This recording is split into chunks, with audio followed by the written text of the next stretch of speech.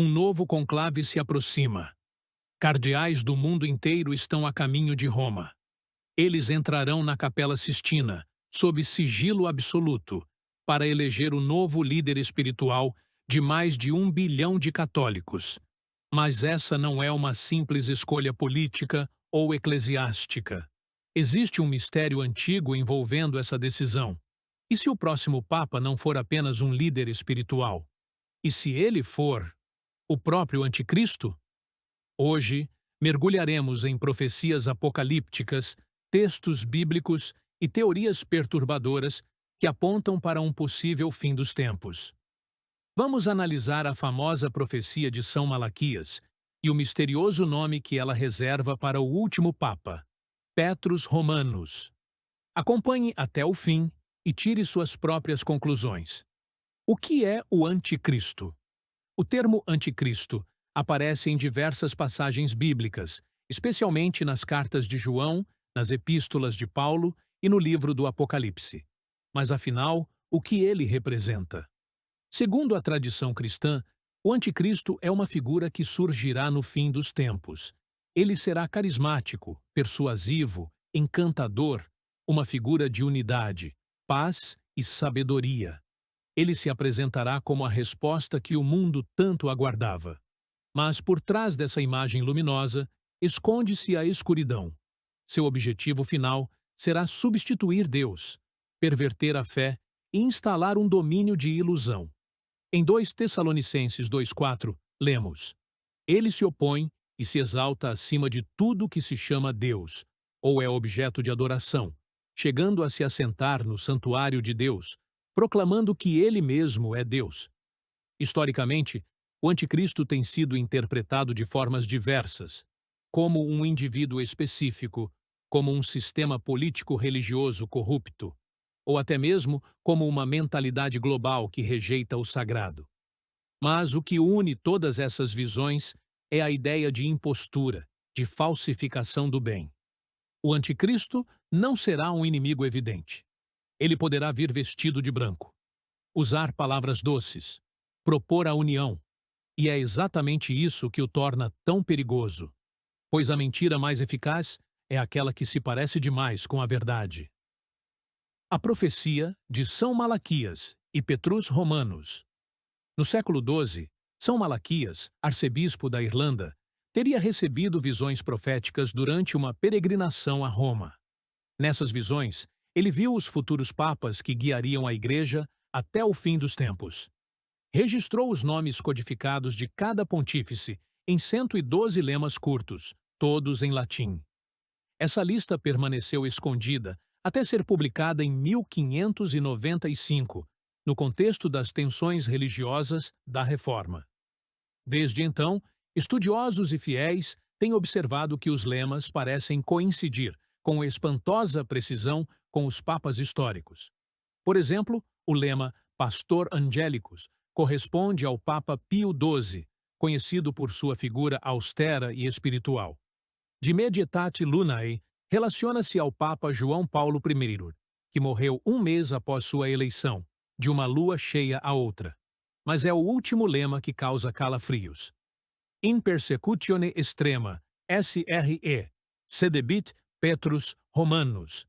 Durante a última perseguição à Santa Igreja Romana, reinará Pedro Romano. Segundo essa profecia, esse último Papa enfrentará uma perseguição brutal, guerras, apostasia e desordem global. E após o seu reinado, o fim. A Igreja Católica, oficialmente, não reconhece a autenticidade da profecia. Muitos estudiosos alegam que ela foi forjada no século XVI para favorecer certos candidatos ao papado. No entanto, mesmo os céticos se inquietam com a coincidência entre a sequência dos lemas e os eventos históricos. Francisco seria o 111º. E o próximo? Seria Petrus Romanus? E mais importante, esse nome indica um homem, ou um arquétipo, um indivíduo, ou uma função. Seria o símbolo do retorno a um papado romano absoluto, centralizador, messiânico, ou algo mais sombrio ainda? O papel do Papa no mundo moderno. Vivemos em um tempo onde as antigas fronteiras entre religião, política e ciência estão cada vez mais nebulosas. E o Papa ocupa, hoje, um lugar ambíguo nesse cenário. É líder espiritual, mas também é uma figura diplomática, moral e cultural. Ele fala aos fiéis, mas também aos ateus, aos religiosos, mas também aos tecnocratas. O Papa Francisco tem sido um emblema dessa transição. Ele abraça causas sociais, ambientais, dialoga com outras religiões e propõe uma nova economia baseada na dignidade humana. Muitos o veem como o líder espiritual do século XXI. Outros o acusam de relativismo doutrinário. A pergunta que surge é: o que será esperado do próximo Papa? Que ele vá além de Francisco? Que ele promova ainda mais unidade interreligiosa? Que ele atue como árbitro moral do mundo? Nesse ponto, os olhos se voltam para as Escrituras. Apocalipse 13 fala da besta, que terá autoridade sobre toda tribo, povo, língua e nação. Alguém que realizará prodígios, seduzirá as massas e exigirá adoração. Não seria esta uma descrição plausível de um líder mundial com carisma religioso? E se a figura do anticristo não for uma negação da fé, mas a sua simulação perfeita? Um falso pastor, com ovelhas verdadeiras. Sinais do fim dos tempos? Não é apenas o ambiente religioso que pressiona. O mundo inteiro parece em ebulição. Pandemias, colapsos ambientais, guerras regionais com potencial nuclear, crise da verdade, polarização política. Até mesmo o conceito de ser humano está sendo desafiado por inteligências artificiais, biotecnologia e ideologias transhumanistas. Para muitos, esses são os prenúncios de uma nova Torre de Babel, uma tentativa da humanidade de substituir Deus por sua própria obra. E em meio a esse caos, há uma fome crescente por ordem, sentido e salvação. Quem oferecer essas respostas, seja por meios divinos ou não, será aclamado como Salvador. O perigo é que o desespero coletivo pode preparar o palco para que um impostor assuma esse papel. E dentro da Igreja, cresce a divisão entre progressistas e tradicionalistas. Denúncias de corrupção, abusos, escândalos. O rebanho está fragmentado. E a história ensina: quando o rebanho está disperso, o lobo se aproxima. A profecia de São Malaquias, verdadeira ou não, nos obriga a refletir sobre a fragilidade da fé institucional e sobre a vigilância que os tempos exigem.